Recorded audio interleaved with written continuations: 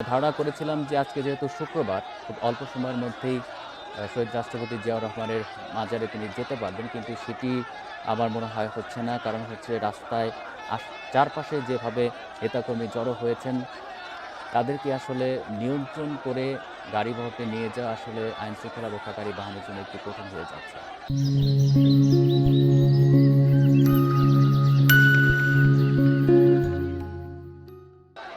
আমরা সেখানে আইনশৃঙ্খলা রক্ষাকারী বাহিনীর বিভিন্ন সদস্যদের দেখতে পাচ্ছি, সিনিয়র নেতৃবৃন্দকে দেখতে পাচ্ছি। তারা কোনো একটা বিষয়ে কথা বলছেন।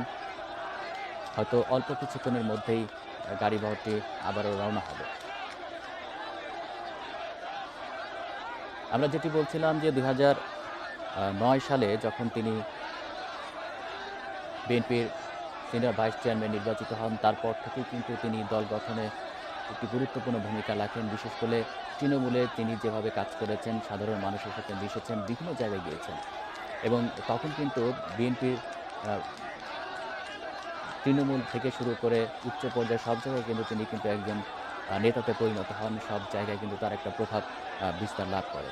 ২০১৮ সালে বেগম খালেদা জিয়া যখন কারাবরণ করেন, তারপর থেকে কিন্তু তিনি বিএনপির ভাইস চেয়ারম্যান আ বিএনপির আ দায়িত্বভার গ্রহণ করেন এবং তখন থেকে কিন্তু তিনি দলটি পরিচালনা করছেন।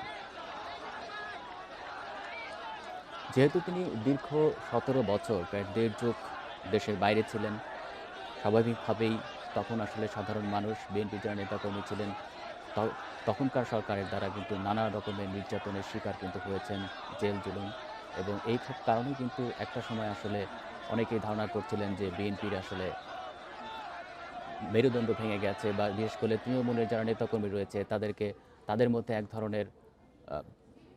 ধরনের উৎসাহহীন ভাব আমরা লক্ষ্য করেছি। কিন্তু যখন থেকেই তারপর থেকে যখন তিনি দায়িত্বভার গ্রহণ করেন বেগম খালেদা জিয়া জেলে যাওয়ার পর, তিনি কিন্তু বিদেশে থেকেও অনলাইনের মাধ্যমে কিন্তু বিভিন্নভাবেই কিন্তু দলকে উজ্জীবিত করার চেষ্টা করেন এবং দলকে নেতৃত্ব দিয়ে যাচ্ছেন।